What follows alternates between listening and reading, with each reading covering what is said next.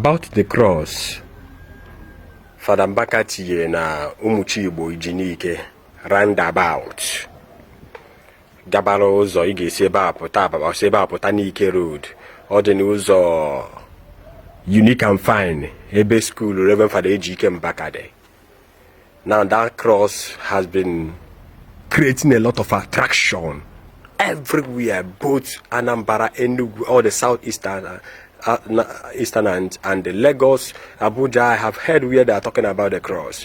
Social media, Kenu Menwa, the rest of them has visited that cross. People is going there praying morning, day and night. It is a very big giant cross. Very, very big giant cross that is representing Christ. Now, a lot of people, it has brought a lot of reaction. People are throwing questions. People are just trying to refigure and reposition what that cross is representing. Bringing on a certain roundabout, the Ijele that is being mounted there, Monkey roundabout, EFCC side, and they are trying to co-join heads. One, I want to tell you about the roundabout where Father Mbaka laid that cross. Roundabout Ike. Umuchi Igbo Ejike. Ike bo. What is very strong? Ike.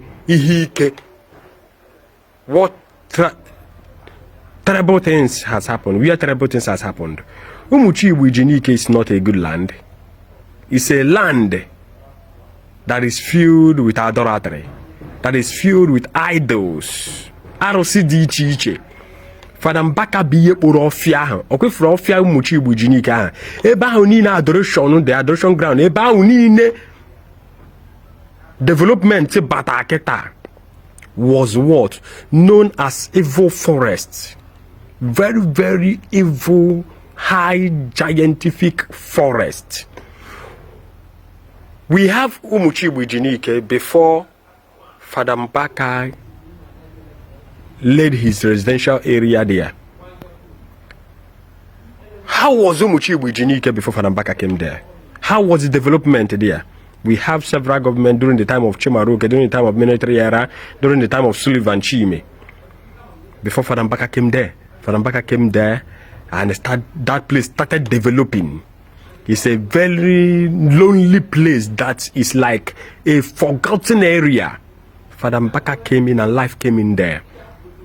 Now, that roundabout baby ndị dibia na-abịa achụ aja ndị eze nwanyị a na-abịa achụ aja n'ime abalị.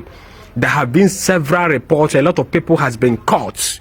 Ejidekatago ndị mmadụ n'ebe ahụ na ha na-abịa akpụsa ewu, egbusa ọbara, akpụsa ọkụkọ, agbasa ọjị, dowe baby rubber, a lot of things. Akwasa ngwongwo ihe eji gba aja, edose fanta, edose coke, edose ụmụ mmiri na ụmụ ihe idolatry something.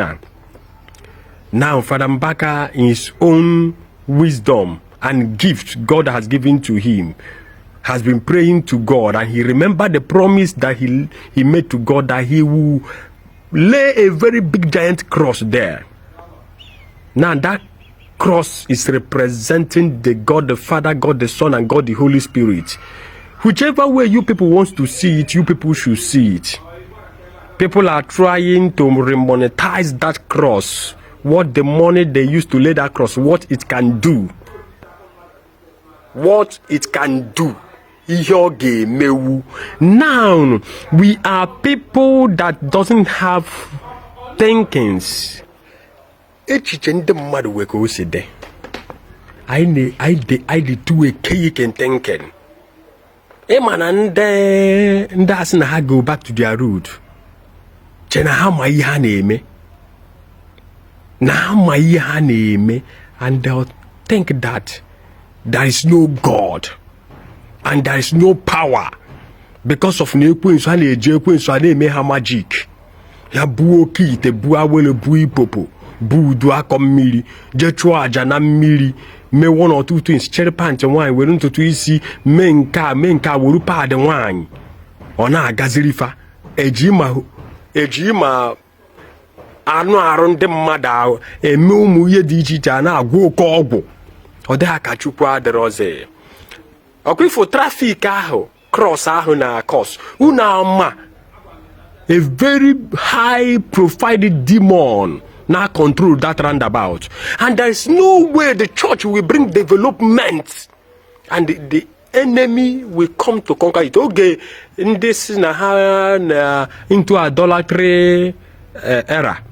Na control umuchi bujinike when development pụtara gwam dibia pụta develop ebe rudi ye Fada Mbaka wete udi development Fada Mbaka wete meba sa anya oto osi we sa moto na agba ebe okwu na aga wuye ndị mmadụ rụba ụlọ bisiri ebe ahụ rụcha da residential home a na-emepe ebe ahụ n'ike rụwa shopping malls rụwa a lot of things ruo ụlọ oriri na ọṅụṅụ kedu ka ebe ahụ divu. Now the development has come. The church has brought the development. One single man has brought the development. Onye abụkwa onye ọbụla kpụ n'ọnụ ndị si na ha bụ ụzọ omenala ha na-eme nte eme imo. Now what is that cross representing? Come, let me tell you. Do you know that this year alone, do you know that since they laid that cross to now, agwagi testimony that cross will take go? Because it's not all about that cross. It's all about who God used and laid that cross and the reason of laying that cross. And the power and the secret behind that cross that comes from the Holy Spirit.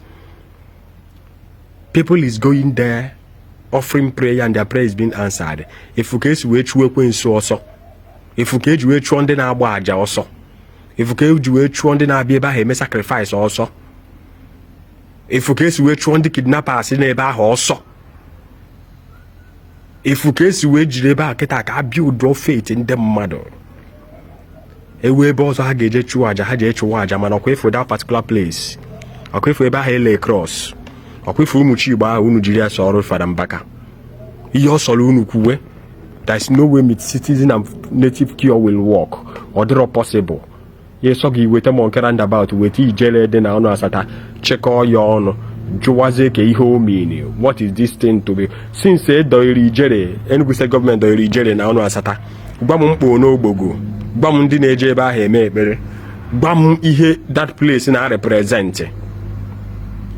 Gbam ofu monkera nda about nke mechiri ọnụ adaka mechiri ọnụ na nke mechiri ntị na nke mechiri anya. Kedu ihe ịma?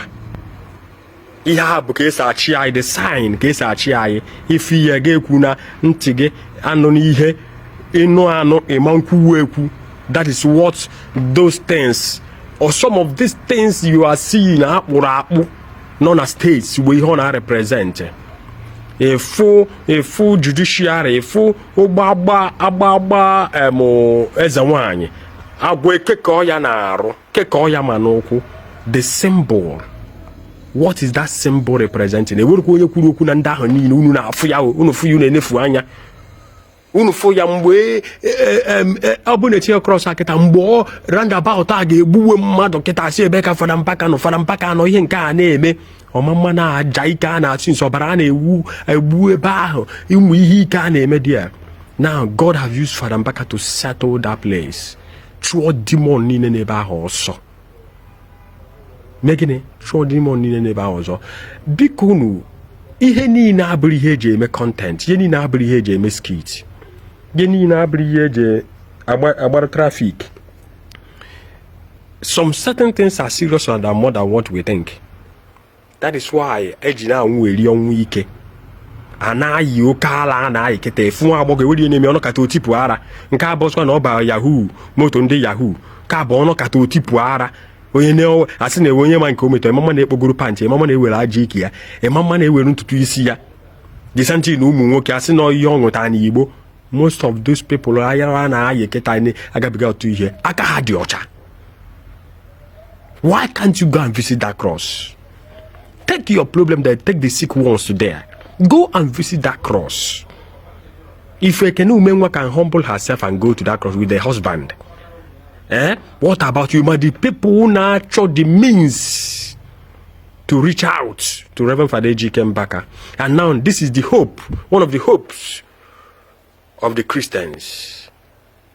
Laying down the cross of Calvary, said symbol of Christ. We have power the blood of Jesus Christ dropped on the floor and there was earthquake. Why can't you go and visit there and try God and see if God will not answer you? Dan ijene etuku na benda amuma. Ke mal na ga sige mo isoro ya ma sige na gi ya na nna gi. Mo na gi ya the only property you mo na gi bi ya moto before ogwo go ya. Mo na gi na ego ni ga ewete. Mo na ga anu no ogwu. Na ijekwe na ụlọ ọgwụ. Mo na gi ko di na gi mo idi na ya. Ya na ya ga na. Karisakwa na anya mmiri